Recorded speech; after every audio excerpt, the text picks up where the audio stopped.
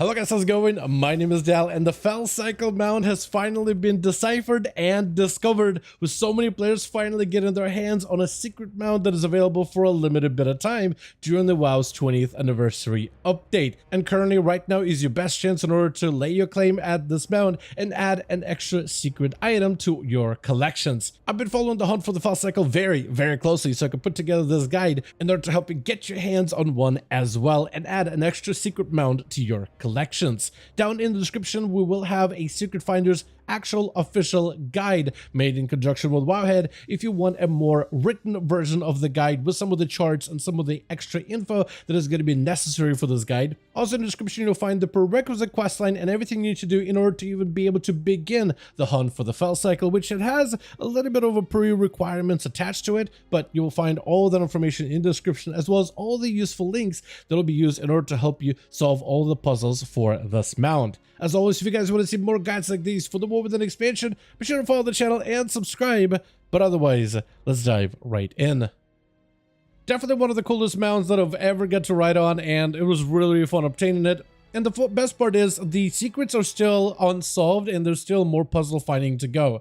Now in this guide, I'm not necessarily going to go over, I'm basically going to spoil the entire thing. So if you try to solve the puzzles on your own, then a walkthrough guide is probably not the best thing for you. But if you're just trying to get the mount, then this is going to be the most straightforward guide on how to solve every single one of these puzzles. And you will want to solve them in order to be able to get to the final one that eventually unlocks you the mount. The first puzzle is going to be a love puzzle where you have to visit locations while the Torch of Pyra toy is active. The three locations you have to go to is Humble Monument in Northern Barrens, which is the kind of near the crossroads area, and it'll be one of the main quest zones that was revamped during the Cataclysm expansion. Then there's Olgra in Nagrand, the Warlords or general version of Nagrand, who's normally found north of Ring of Trials. Then you'll also have to find Olgra the Decimator in Maldraxxus, kind of next to the House of the Chosen, next to like a big mushroom pus-filled area of the Necrolord zone. And once you use the Torch of Pyra in 3 of those locations, then you solve your very first puzzle. The second puzzle is the Prey puzzle, which requires you to have a toy of Dog Sauron or Heap Sauron costume for your perky pug pet. Technically, you don't actually have to have the pet yourself. You can have a friend with a pet instead, and as long as they have the costume, it should still count for you as well. Another thing you're going to want to have is the toy of either the Twitching Eyeball or the All-Seeing Eyes, or a Gift of Nazoth toy on your character, so then both you and your pet both have this Nazothian influence about you. Then you'll fly to the top of Vale of Eternal Blossoms on top of the main Lorewalker Chen's building, and there at the top of the building behind it is you'll find a nice little nudge where now an obelisk rests. Equip your perky pug with a Sauron costume and have the Twitching Eyeball, the All-Seeing Eyes of the Gift of Nazoth toy equipped on your character. Then do a /pray emote while targeting the obelisk, and that should help you receive a Key of Shadows. Though when I did it, it seems like it'll give that key to anybody around the area. Potentially only one player really has to do it, while everybody else in the zone will also get the key as well. If for some reason you're struggling to get the Dog Sauron or Yip Sauron costume for your perky pug, you could also buy one from a traveling ghostly merchant in Azuna who travels around the eastern road of the edge of the map, all the way down the long stretch of the road. The costume, however, is going to cost you a hefty penny, but it is the easiest way for you to be able to get the dog costume and the toy in order to complete this part of the puzzle. The next is going to be the Hate puzzle. Now that you got the Key of Shadows, you'll now have 2 new rooms that are now available for you that you can now open. And next, you're going to need to get a fishing profession on your character. Enter one of the newly found rooms and fish out an astral key from an astral soup that's resting on one of the shelves. It'll take you a couple of tries, but after you do it a few times, you'll be able to get an astral key that you can use on an astral chest nearby, from where you'll loot the Starry-Eyed Goggles, which is a unique toy that will now let you see certain things that are usually hidden out of sight. And when you walk all around the Karazhan Catacombs, you'll now notice you can see these spectral consoles all over the place. And for every single one of the consoles, you'll need to type in a specific code for every one of the consoles. So starting off in the same room where you found the goggles, that console, you'll need to enter the Konami code, or kind of like a reference to Konami code, which is going to be 88224646. Over at the console next to the note that says no violence, you want to enter code 19019. The console next to a note that says here number 2, you want to enter 5661. The console located next to a bunch of handwritten codes, you'll want to enter 51567. For Rubinstein's console, you want to enter 52233. Inside of the room for 30, you want to enter 17112317. A console near a note that says here number 1, you want to enter 10638. Console near the note says here, which is like here, like listening, HEAR, you want to enter the code 115. And the final one is going to be the slot machines, which are all around the bike when you initially enter the puzzle room. For those, the combination is going to be different per character, but it's going to be a random variation of the number 7. Either 3 7s, or 4 7s, or 5 7s, or all the way up to 9 7s. The only way to figure that one out, however, is you just keep spamming 7 until you see a spyglass above your character, and once you figured out how many 7s you need to type, that is your character's code for that room. And with the slot machines, you basically gotta keep typing that code again and again until you get lucky and eventually loot the item, and you'll know that you looted the item from these when the consoles all disappear. And you basically just gotta get very, very lucky to finally be able to loot the final piece of hate from these machines. Now, in order to increase your chances of being able to get the item, you need to first become lucky, and you need to get as many items with the stat of luck. A stat that doesn't necessarily have any combat benefits, but has huge benefits when it comes to this puzzle in particular. The easiest way to get a lot of lucky items is to make a new alt character and then get some gold via a warbound bank. Start the Legion introductory intro, but don't skip it immediately. Instead, go towards the tail end of the intro when you're about to start it and talk to a lucky vendor on the Alliance side of things. Then buy items that give you additional luck. Place those items in your warbound bank and then pick those item ups on the character that's currently doing the puzzle. Then you could spam those 7s on the slot machines as much as possible, and they will give you a much higher chance for you to be able to get a lucky coin the more of these lucky items you have on your character. Next is going to be the Doom puzzle, where you'll need to find that same wandering merchant in Azuna again, and you'll need to buy a scroll of fell binding, or have a warlock friend, but the scroll of fell binding is actually much easier to use. Then go to Uther's tomb, located all the way in Western Plaguelands, where near the tomb, actually inside of the tomb, you'll want to summon a Doom Guard, which will sacrifice you, and then you'll have to do a death run back to your body, because this ritual is gonna end up killing you or somebody near you if you're in a party. Afterwards, you want to come back inside of the tomb and get res at your body, and then you want to click on any of the hidden graffiti on the floor, and that is how you solve the next puzzle. Puzzle number 5 will be the Muffin puzzle, otherwise also known as the Pet Battle puzzle, which is going to be the most RNG one and one of the more time-consuming ones out of everything on this list. Go to the Timeless Isle, and then once you get to the Timeless Isle, head to the Cave of Lost Spirits. Inside, you'll find Zarim, and you'll want to talk to him and walk through the spirit realm without getting found, and also make sure you don't loot any of the chests in the area. There, at the end of the cave, you'll find Jeremy Fiesels, and you'll need to pet battle him using secret pets. There is, however, a number of different pets that you can use, and the written guide in our description does have all the different pets that are eligible as secret pets for this. There's plenty of combinations of pets that actually work for this as more players get to tackle this puzzle. It is difficult. This fight is a challenging one. It has a lot of RNG behind it, but players have found more consistent methods and better pet combinations in order to be able to defeat the challenge. I'm not a pet battler, so there isn't really much of a guide as to the best pet recommendation that I can give you. I went with Spyragos, I went with Tap Taff, I went with Wicker Pup, and that was the combination that I just kept working with until I got very, very lucky in my strategy. There's multiple different ways of how you go about it, and my guide of how I defeated this challenge isn't going to be probably the very, very best, but it did work out for me specifically. So if you have the same combination of pets, this is how you can approach this fight. Now, for the actual strategy for the pets, you'll want to first start off with Spyragos versus the eyeball pet the aim is going to use, and use Flame Breath ability and spam it until the eyeball pet is dead. If Spyragos dies during this, then you'll actually just want to reset the encounter completely and go again. Otherwise, you'll just keep spamming, and hopefully Spyragos will live until the Tonk comes out. Once the Tonk is out, it's got a very RNG whether you win this or not. So if the Tonk uses a rocket ability, he'll just kill Spyragos, and then you'll want to reset. If the Tonk doesn't immediately use a rocket ability, you'll want to hit him with a deep freeze in order to stun him. This will force the enemy pet battler to swap out from Tonk to Fezwick, which will just continue to spam the breath ability until they're dead. Afterwards, you send out the Wicker Pup. First ability you'll want to use as Wicker Pup is Chaos Nova to deal AoE damage, and then you will spam Infected Claws until Fezwick is dead, and you kind of want to hopefully luck out on not being stunned up or not being obliterated by Fezwick. There is a lot of RNG in this encounter, but if you get lucky with a couple of dodges, then your Wicker Pup should be able to take out Fezwick very, very quickly. After Fezwick dies, you'll want to swap to Tap Taff immediately, and you'll want to use the abilities in a specific order.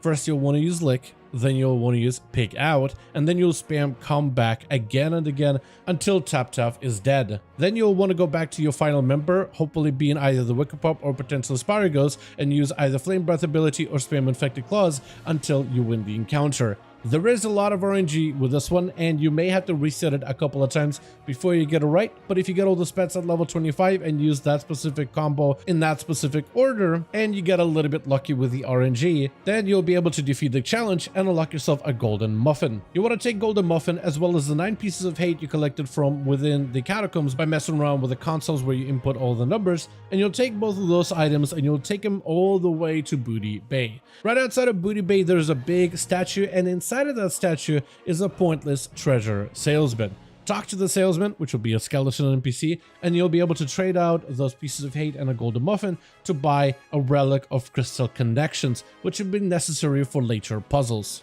Afterwards, for puzzle number 6, you'll want to go to the altars in the northern Stranglethorn, and you'll want to go to the uninstanced version of Zul Garub. For this part of the puzzle, you can technically have multiple people in the group to help you out, but essentially you have to have certain amount of or certain combinations of pets, toys, mounts, transmog, a variety of different items presented at the same time in order to be able to bypass all of the different altars. So for example, for a blood order, you need to have at least somebody there with the Torch of Pyrath mounted on a mount with the word blood in its name. Somebody needs to have a pet with the blood in its name as well, and somebody needs to be using the toy of Throbbing Blood Orb. For the corrupted altar, you need to have any mount with corrupt in its name, any pet with corrupt in its name, a toy of either Ring of Broken Promises or a Cursed Tome of the Sargerai, and then somebody in your group has to have the cloak that shares the same appearance as the cloak of Overwhelming Corruption. For the Lust altar, you need to have a pet Sister of Temptation,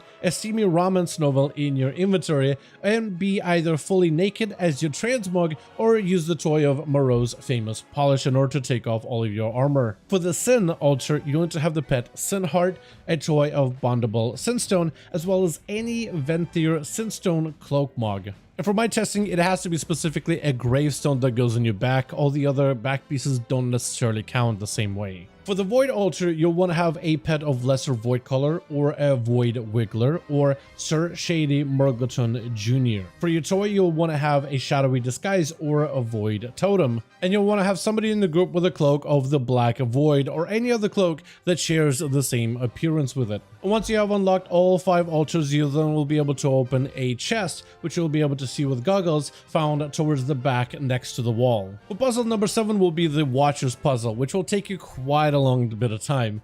First, you'll want to head to the Isle of Watchers in Azuna, which is one of the zones of the Legion expansion. You'll need to be revered with the Wardens in order to be able to buy a fledgling Warden Owl from the Quartermaster, or you'll need to purchase the Warden Owl from the auction house if one is available. On the Isle of the Watchers, you'll find Warden statues all over the isle, and all of them will have a variety of different buffs available. They'll come in 4 colors: red, purple, green, and blue. Basically, all I have to do is take your Warden Owl next to these statues where it will float around and use an animation, and it'll collect one of the buffs from the statue. These buffs will last on your owl for a little bit of time, but you basically want to pick up all 4 buffs and have them available on the owl at the same time. Once the owl has all 4 buffs collected, it will then gain a small white light above its head, and once that is done, you'll then need to go inside of the vault of the Warden's dungeon, located in that same isle as the statues. Inside of the dungeon, you'll want to get through the entire dungeon, killing every one of the bosses until you get all the way to the end and kill Cordana Felsong. After Cordana is dead, pick up the Elune's Light, which is used as a main mechanic inside of the statue, and then you'll want to take it all the way back up to the start of the dungeon. In the room right before the first boss encounter, there should now be an open door, and inside of it should be a sentry statue. You will want to loot that statue and then head back to the Glazer's boss room, and there you'll want to place the statue at the bottom of the stairs to start the Warden statue puzzle.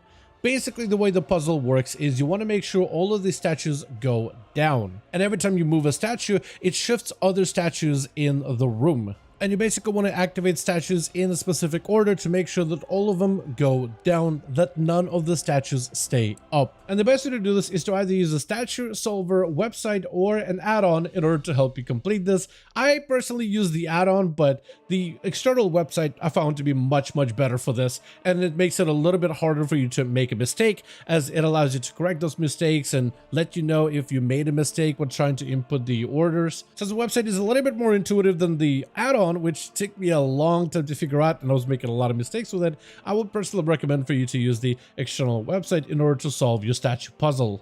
The last two puzzles had you collect items such as the Ancient Shaman Blood and the Warden's Mirror. You'll want to deposit both of these items into the Enigma machine inside of the main puzzle room. Then you'll want to interact with the Enigma machine and click the button Begin. Then interact with it again, and this time click the button Submit. Then you'll want to search the entirety of the Karazhan Catacombs, otherwise known as the puzzle room, and count how many rats have spawned.